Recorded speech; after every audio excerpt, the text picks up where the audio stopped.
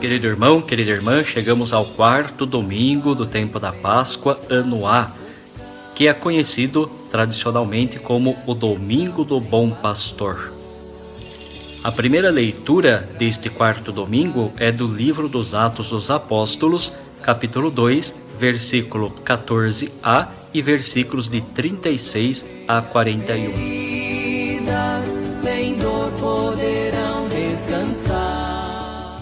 Continua aqui o discurso de Pedro após o dom do Espírito, que tem como base o querigma, isto é, o anúncio de que Cristo morreu e ressuscitou. Mas introduz um elemento importante, é o chamado à conversão, a mudança a partir da experiência com Cristo ressuscitado. E Pedro faz uma afirmação para que todos tenham certeza de que Jesus ressuscitado é Senhor. E ele evoca aqui, inclusive, a realização em Cristo do ideal do servo sofredor ou o servo padecente. Mas a própria ressurreição de Cristo é um sinal que confirma aquilo que outrora foi prefigurado. Pedro continua a encontrar as bases de seu discurso nas Sagradas Escrituras. E isto agora chega à comunidade como um convite à mudança, à conversão. Meu povo, rebanho sem mais opressão. O que requer dos ouvintes uma opção fundamental por Jesus Cristo. E o batismo, irmãos e irmãs, é um sinal disso, bem como da pertença ao novo povo de Deus, formado quer por pagãos, quer por judeus, mas todos convertidos que se tornam discípulos e discípulas de Jesus Cristo. A passagem do Evangelho para este domingo é do Evangelho segundo João, capítulo 10, versículos de 1 a 10, que traz a introdução da alegoria do bom pastor. Aliás, este tema do bom pastor, ele sempre aparece no quarto domingo da Páscoa, no ciclo dominical. Assegurado aprisco, rebanho feliz eu farei, de todo mal e injustiça, ovelhas eu defenderei. Como nós bem sabemos, no antigo Israel, era comum que houvessem os redis comunitários, eram currais comunitários onde vários pastores guardavam os seus rebanhos. E quando chegavam até a porta do redil, chamavam as suas ovelhas que, reconhecendo a sua voz, vinham ao seu encontro, pois a ovelha conhece a voz do seu pastor.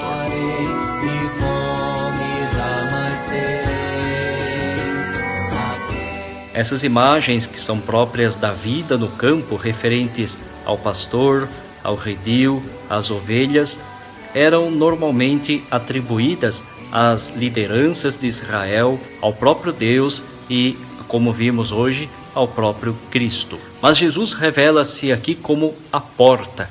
Eu sou a porta das ovelhas. Como nós bem sabemos, porta é o que dá acesso de um lugar a outro.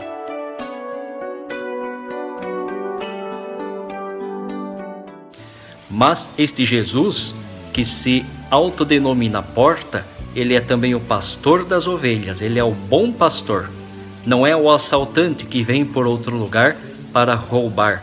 Ele é o pastor que chama os seus para conduzi-los à vida.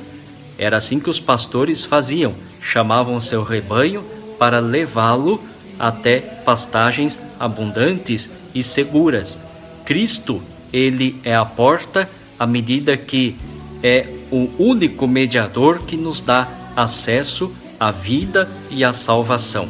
Não só a vida e a salvação, mas também a comunhão com o próprio Deus. Se outrora, como podemos verificar em Ezequiel 34, Deus afirmou que conduziria o seu povo, o que de fato aconteceu com a eleição de Davi, agora, na pessoa de Jesus Cristo, ele mesmo vem conduzir os seus. Muitas autoridades do povo comportam-se não como bons pastores que conduzem para a vida, mas conduzem para a morte, pois roubam, oprimem, matam as suas ovelhas.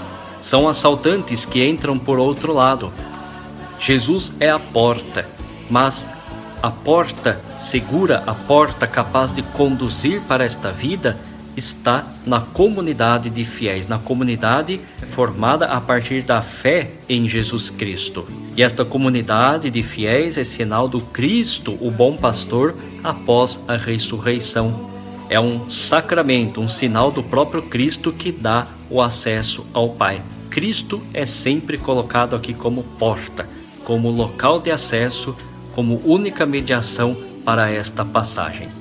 A segunda leitura é da primeira carta de São Pedro, capítulo 2, versículos de 20b a 25. Continua aqui o discurso de Pedro, mas agora ele supõe que o povo era como que ovelhas desgarradas, sem pastor. No entanto, agora tem a Cristo como o bom pastor. Ele é o verdadeiro pastor.